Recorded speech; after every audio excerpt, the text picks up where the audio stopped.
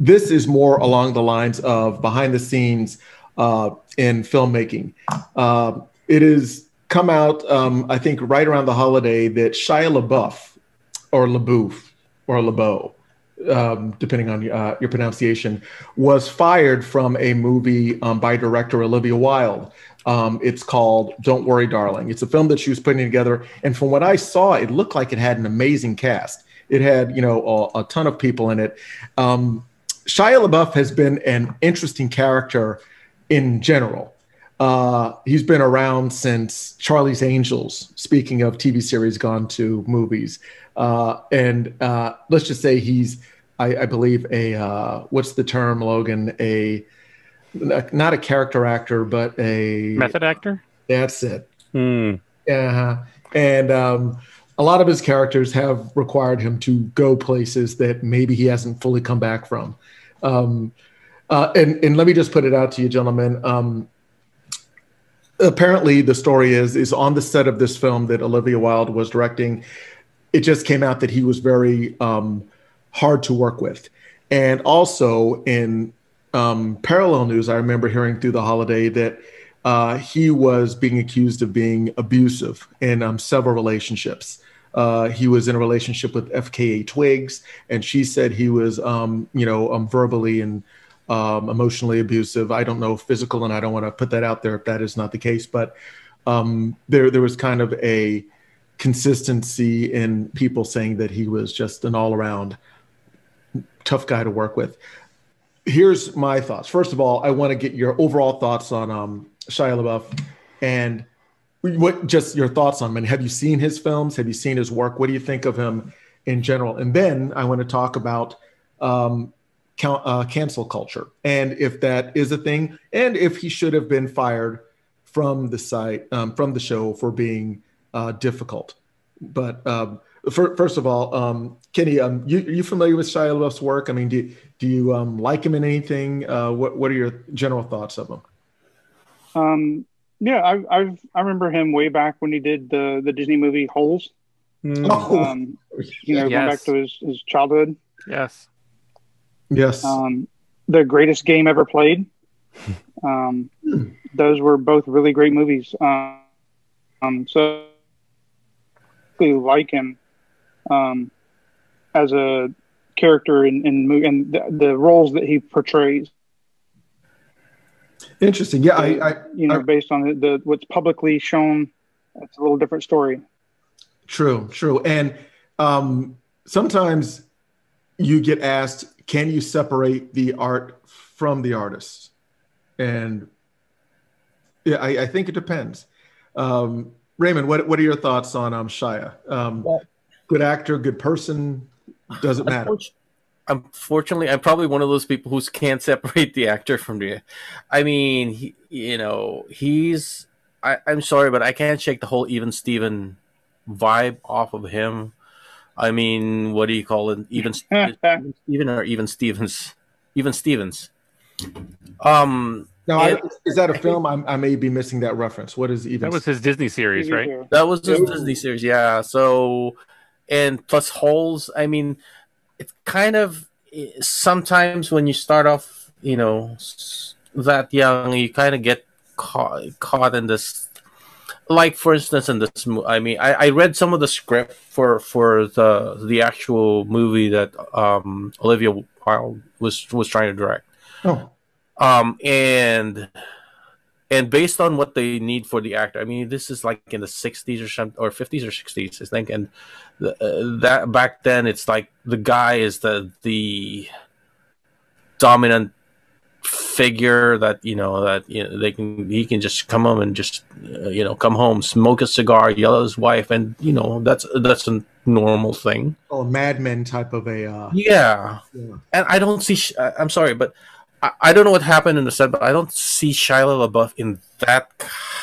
I I I see him in Transformers. I see him in Holes. I see him in Bagger Vance. I think was good. Was he? He was in Bagger Vance, right? No, that was Matt Damon. All right. No, you're right. That's Matt Damon. He was something similar, but Eagle Eyes. Okay, but I even with Eagle Eyes, the whole action kind of a. I don't know if I'm getting the title right. He's in Eagle Eyes, right? He's in Eagle Eyes. Yeah. The whole action, it was great, but at the end of the day, it's like I'm still looking at even, and it's kind of hard to shake that. I mean, I think it's kind of hard, especially with people who start off really young in Disney and stuff like that, and just move on to other roles. Kind of hard to shake that whole, although, what's her name from also from Disney who did a Greatest Showman? Zendaya. Yeah. So I don't know how I'm pulling. There are exceptions. Yeah, and again, and to be fair, it probably would depend on where you were in your life when you saw these things. Because Zendaya's, I think, more recently, and I don't think that we're hanging out watching Disney kid shows as much as we were 20 years ago, etc. But that yourself.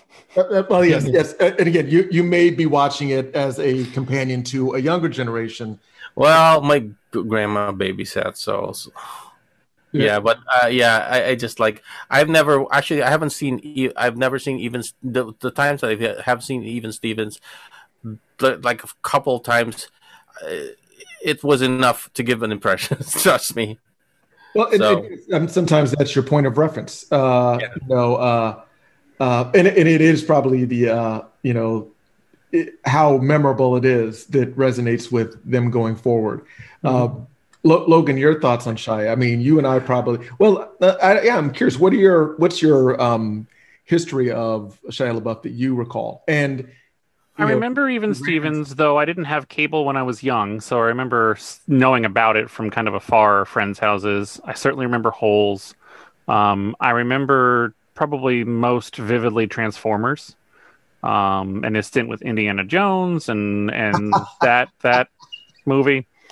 There was more wrong with that than just him. Listen, don't argue with the science of avoiding a nuclear blast in a refrigerator. That's science, Logan. These things worked in the 60s, okay?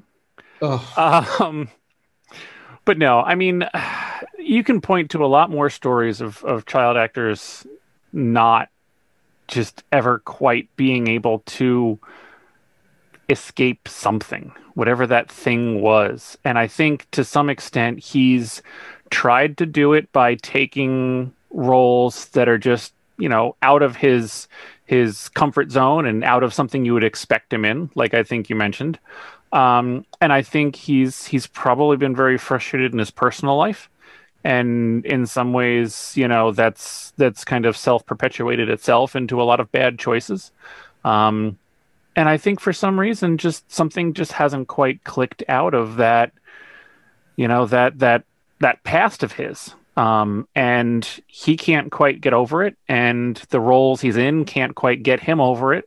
And I can't imagine how frustrating and just futile feeling that could be. Does it justify anything he's done personally? No, of course not. And you still need to rise above as much as you can. And in some of the articles I saw, Olivia Wilde as a director is more known for kind of zero tolerance of rear ends on the sets than most other directors or many other directors.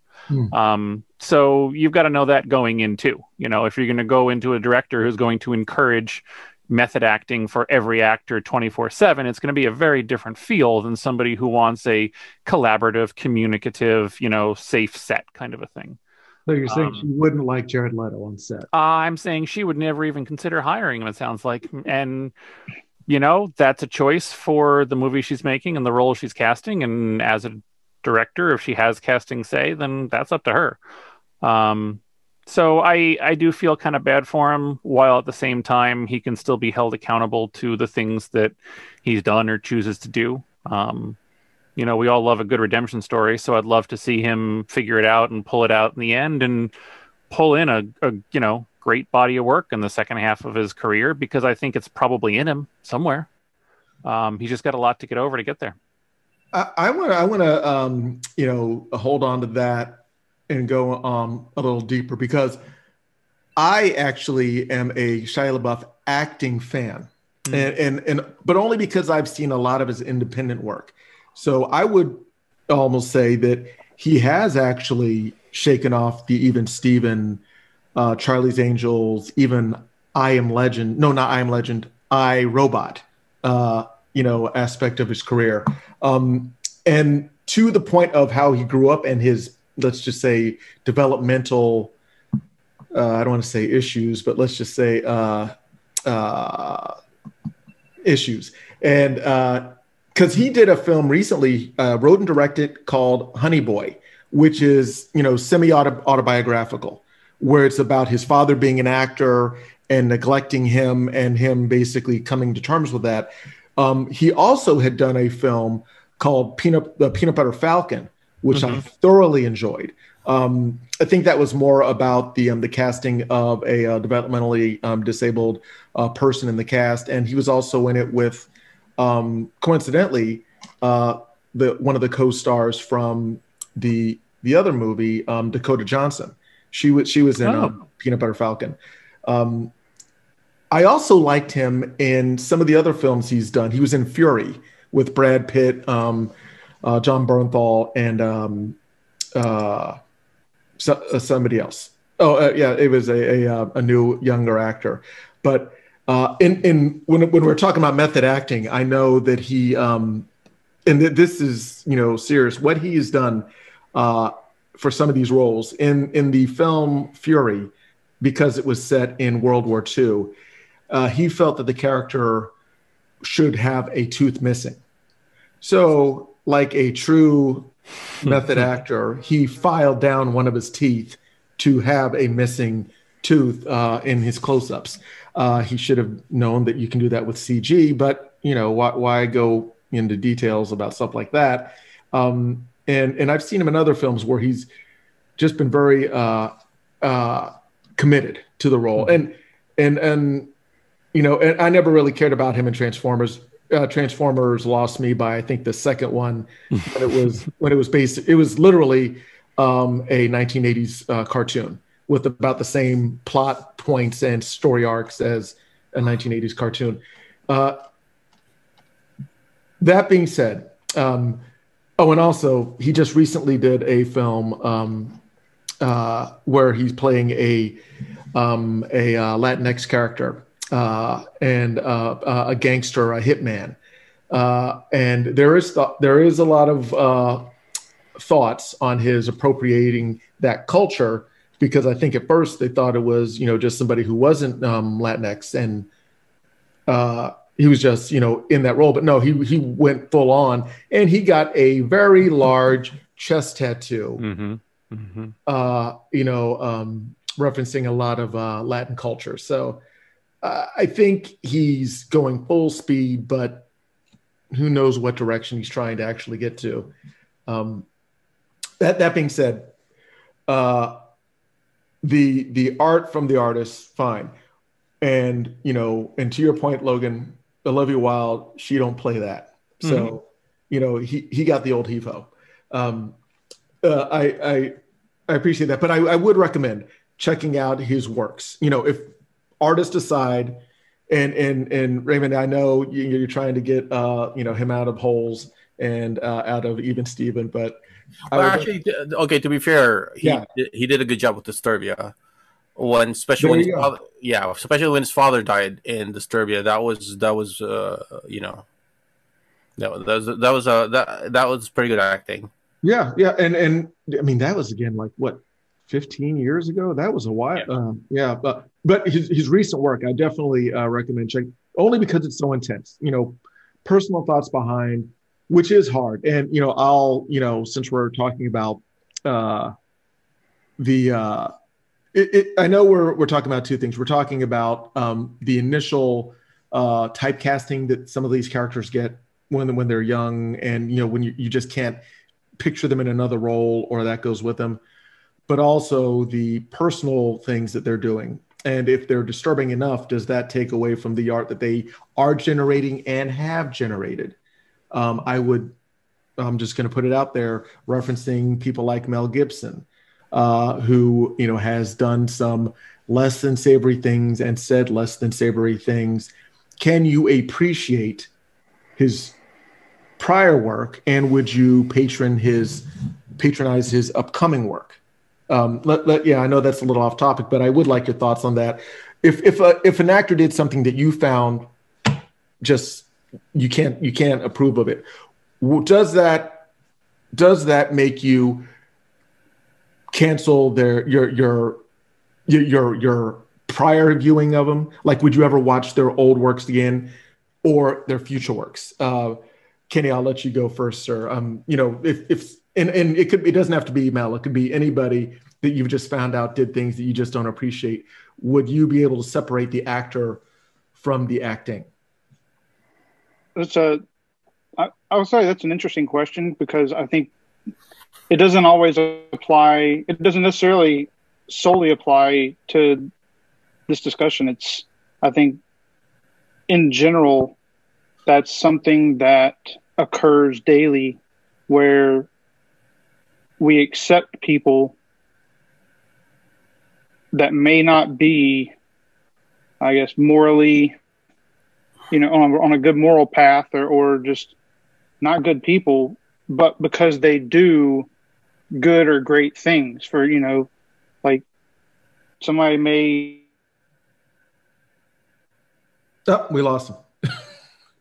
Kenny, I think you froze up, buddy, but I think I knew you were going. Up.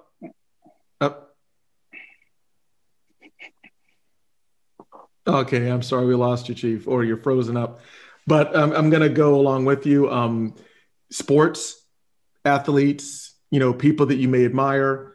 And Kenny, I think you're back. That may do something that you find not even necessarily morally repugnant, but maybe just along a different path than you appreciate, politically, religious wise, philosophically, just something that you don't agree with. And I'm sorry, you froze up on me halfway through your point. So I'll let you finish, because I think I was just trying to fill in the blanks. No, you pretty much hit the nail on the head, as you said earlier. Yeah, I love that expression. Yep. But that is, I think it's sometimes hard for us to separate the two, because we don't want to believe that someone that we look up to, or someone that we've admired for, any period of time, and you find out that they're not necessarily a great person, we don't know how to process that. We don't know how to deal with that. So we tend to ignore it. Yeah, they say never meet your heroes, probably for good reason. Logan, I know you had a thought on the actor versus the acting. I think for anybody who is socially conscious to any extent, there is going to be a slightly different line for each of them, where people can get to a certain point, and it's not like I'm going to say I hated their movie that I watched 10 years ago and I liked, but maybe you'll say I can't watch anything else they're doing. Mel Gibson and Tom Cruise, I think, are good examples of that. Then there's a point where I think, people can do stuff to such a level where it's just like, I will actively avoid things that they're doing. Maybe I'll try and find a Tom Cruise movie for free if I feel like it, or I like the co-stars or something. But there are some people that just, like the things that they do in life or whatever, just cross such a line to such an extent personally that you can't do it. And things that come to light and things that happen. And it's just, I'm not going to talk about how much I liked your movie 10 years ago, but I'm never going to watch it again. And I can't disassociate your face, who you are, just seeing you from the person that you are. And I think that there's a lot of social pressure to create and apply a universal line. And I think that has perhaps some short-term merit for kind of righting some wrongs that have gone, intentionally shoved under the rug and overlooked for far too long. But ultimately, I think it comes down to kind of a personal level of what, where your lines are, and you have to have the social understanding to know where you are going to draw your lines, but also where, that this is just a stand that you have to take. Perfectly stated. And I want to dovetail on that. When you said Tom Cruise, that did trigger something in me where I was like, there are different lines that impact different people differently. Mm-hmm. And of course, for those that don't know, Tom Cruise had, he's very religious with Scientology, but he's also said specific things, sharing his thoughts on, I believe it's psychiatry and different things on postmortem depression. He has made very, let's say, inflammatory statements about different things. Mm-hmm. Some of those things may not pertain to me, so they may not offend me or upset me, but that does not mean that they're not offensive. Mm-hmm. So I do like that, Logan, that certain people have certain lines because we all have different perspectives, and a universal line, although it could be good for let's just say a rising tide. Yes. Of morality, it doesn't necessarily pertain to individuals. That's your own line. That's your own personal thoughts. Raymond, my friend, what have actors done to upset you? Well, I think for me, so yes, I do feel that, I same with Logan. I feel that, there are certain things that, if you cross the line, then, patronize and just, patronizing them, them by going to their movies and all that stuff, would actually send kind of a different kind of a wrong kind of a signal that, okay, I can do anything very well in my personal life. It doesn't affect my work. Well, we all know that a lot of times our, even not with acting, just with regular job, the stuff that you do in your, private life actually does eventually trickle down to every other aspects of your life. That being said, though, I also agree with Logan that I never close my door to a true redemption story. I mean, and I feel that, the classic example, Robert Downey Jr., the problems he had, and then all of a sudden, I thought that he was a genius when it came to Iron Man. And I think they chose him as a perfect Iron Man. Of course, he kind of backslid a little bit with Dr. Dolittle, but but that erased all his progress, with Dr. Dolittle. Exactly. It's like, oh my gosh, he just threw everything away. But yeah, I honestly feel that, every person, even especially with actors, every person has their own what do you call this? Well, their own issue that they eventually, if they actually did did something that would not only affect their personal life, but also affect and I'm sorry to say that actors like congressmen and senators, you're in the limelight, so whatever you do is really magnified 100-fold. The camera will magnify everything 100-fold. So, but I do feel that there are times where I can separate the genius from the personality. And this is going to sound so bad, but one of my favorite movies, one of my favorite series is House, because of the fact that he's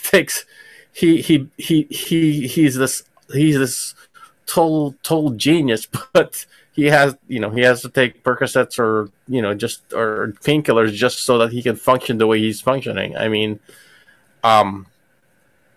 but yeah, there are certain times where I can appreciate the genius separate from the person, but then again, like Logan, there are certain times where basically, you cross the line. I will not patronize whatever you're selling. I agree with you guys 100%. I will, in wrapping this up, wrapping this topic up, I want to give an anecdote right along those lines. And funny enough, Raymond, in regards utilizing Robert Downey Jr. as a porn example, I mentioned Mel Gibson earlier because to me he just personifies somebody who had reached the zenith of popularity and then, based on his own actions, had made a spiral into almost oblivion. He's still around because he can direct. He is a talented director and actor, no bones about it. But the things he has done and said, personally, I find reprehensible. And again, we already established that your personal boundaries and moralities are what drive you. And I had boycotted him across the board after his first videotapes and audio tapes had come out and the things he had said. I shut him down completely, shut him down. And then it was like maybe a few years ago, it was around Christmas time, and the Lethal Weapon marathon came on. And I loved me some Lethal Weapon back in the day. And I said, I can't watch it. No, and I started to turn the channel. And then this epiphany came to me. Part of my childhood included Lethal Weapon, those memories. And I almost felt that I would be cheating myself out of those memories if I had to basically cut it out by ignoring that they ever existed.